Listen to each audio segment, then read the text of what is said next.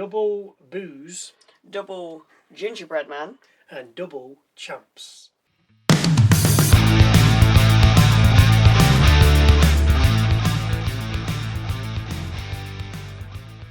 Hello, welcome to Wrestle MSX, the best wrestling channel, in my opinion. I'm Michael. I'm Sally. We open with various superstars and celebrities remembering WrestleMania moments, from Hogan and Andre to Undertaker's streak being broken, and then seeing various current superstars arriving to the arena. We then cut to a truck pulling up with Pat McAfee and Randy Orton then stepping out. Nick Aldis then appears and hands Pat a contract, which he says he'll read before signing. Orton then tells the pair he's heading to the ring as he has something to say. Of course he does. Orton says he doesn't need Pat, Yay. but he wants him. Boom. He says Pat tells him what he needs to hear, which is just be him. Orton, not Pat. Orton then mentions Rhodes winning the title back off Drew, with Rhodes' name getting booed. He then goes on to say all he did was give, whereas Rhodes just took. He mentions that Seth helped Rhodes against Reigns at WrestleMania 40, whereas he didn't get a call. Orton gives a few other examples where Cody just took, and then says Pat has done more for him and his career than Cody has in half a lifetime. Wowzers. Come Saturday though, Orton's gonna take home number 15 and do it with the 3 most dangerous letters in all of sports entertainment. HBK. We then head backstage to Pat leaning out a car window and telling Orton that was great work. He then tells Aldis that life's about to get better before speeding off out the parking lot.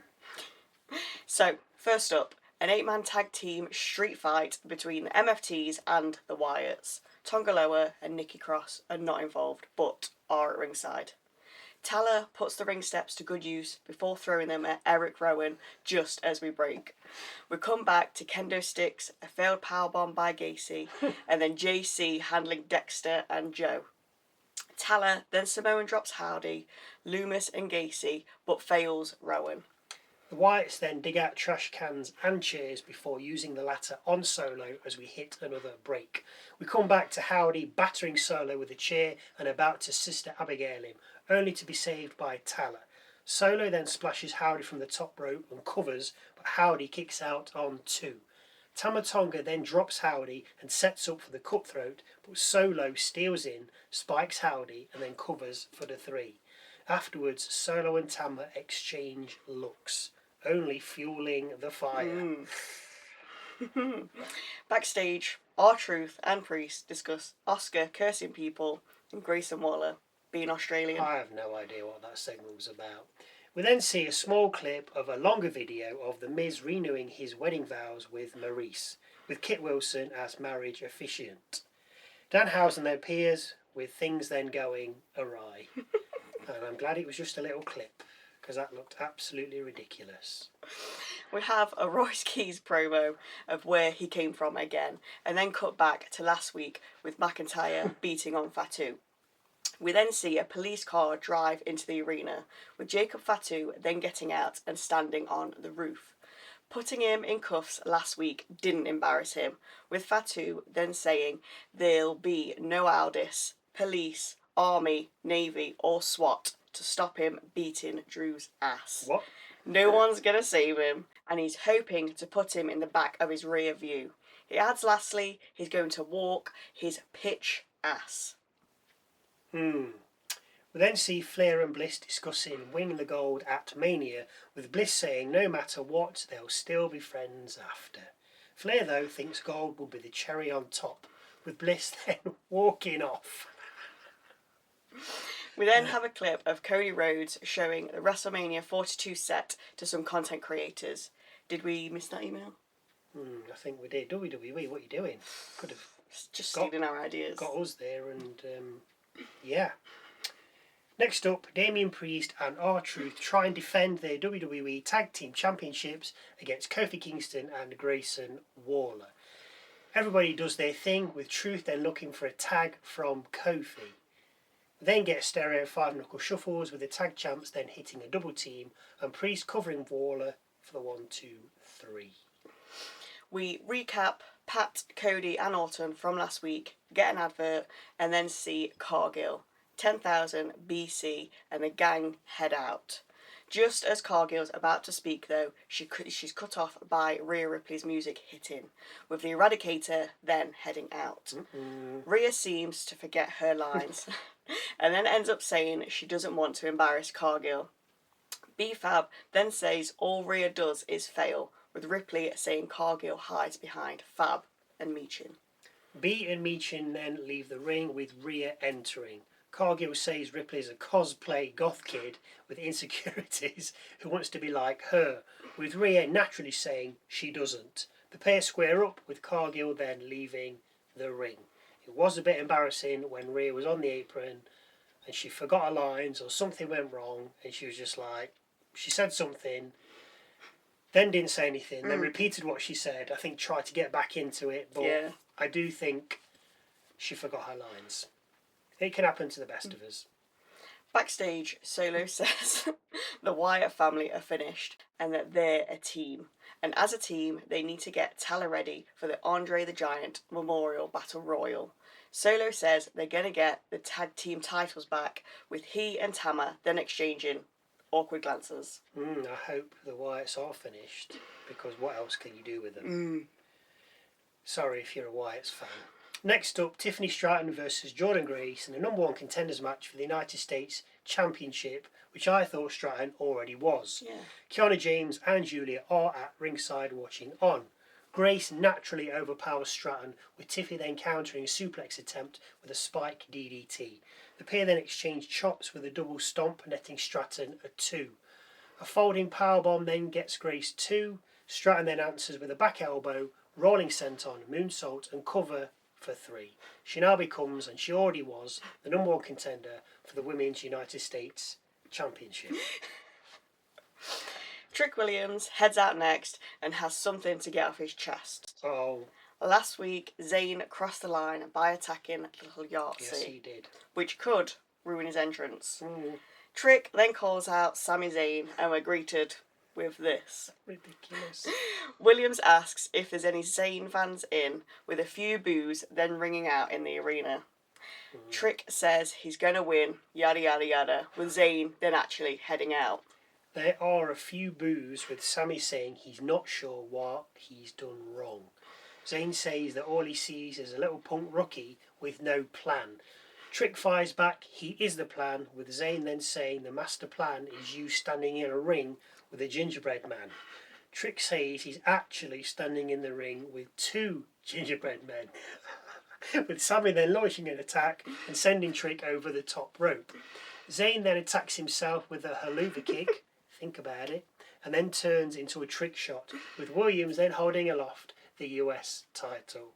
Yeah, it was silly and it was funny, and that's it. Yeah. I don't mind it. Danhausen, I don't get that. Yeah, but that boring. Yeah. But this is funny. We have a vignette from all 4 women's tag teams before our next match, Charlotte Flair and Alexa Bliss versus Bayley and Lyra Valkyria. We begin with all 4 brawling before Bliss and Bayley took their fight to the outside.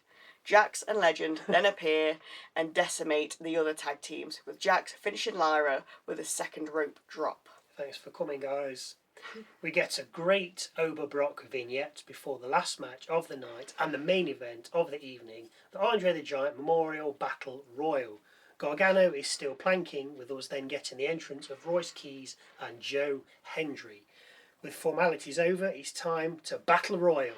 There are lots of tag teams as well as Dragunov, Tala, both El Grandes, La Parka, Otis, Psycho Clown, Apollo Crews, Rey Fenix, Shinsuke, Black. You get the picture.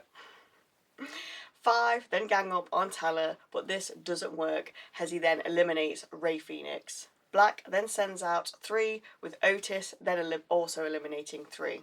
The final 4 are Black, Otis, Tala and Keys, with Black going first, followed by Otis. Keys then hits a huge spinebuster to Tala before sending him over the top rope and winning the Andre the Giant Memorial Battle Royal. I completely forgot about him.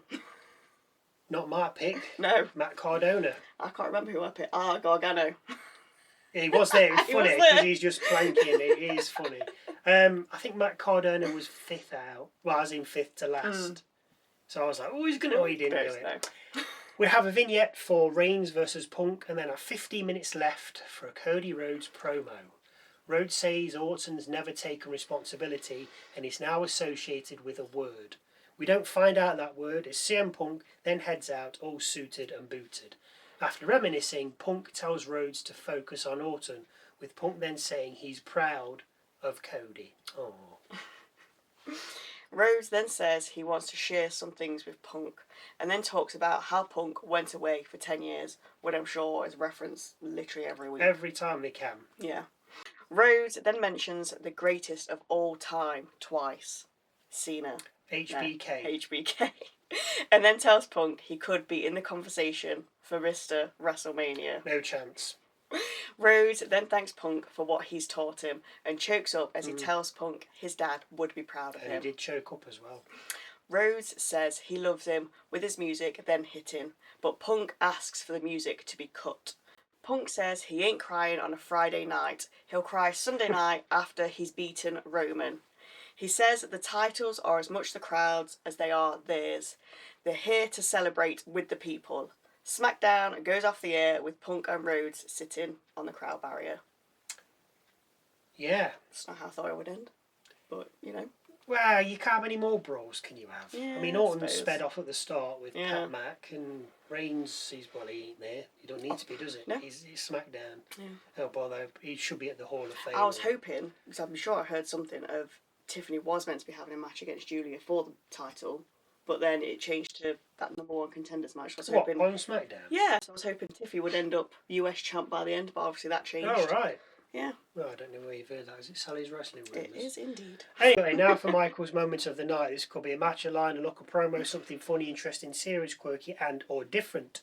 Just something that catches my eye. Obviously, it has to wait until the end, because if I do it halfway through and it's something that happens, then it's kind of a spoiler. So, Michael's moment of the night, sometimes good, sometimes so hang around and wait and see as to whether you disagree. I think this might be the first one. I think this might be the first promo. But for me, it was the Overfemi Brock Lesnar promo. The voiceover, the theme, just everything. It was just spot on. If you get a chance to see it, go and have a look. It's, I don't know, a couple of minutes. But I think this is the first promo I've done of like the moment of the night. But it was just, they nailed it, I thought. Just absolutely nailed it. That's it for now. We are full steam ahead for WrestleMania. Thank you very much for watching. And we'll see you tomorrow for night 1 of WrestleMania, Monday for night 2, and Tuesday for the first episode of Raw after WrestleMania for all the fallout. We are going to be tired.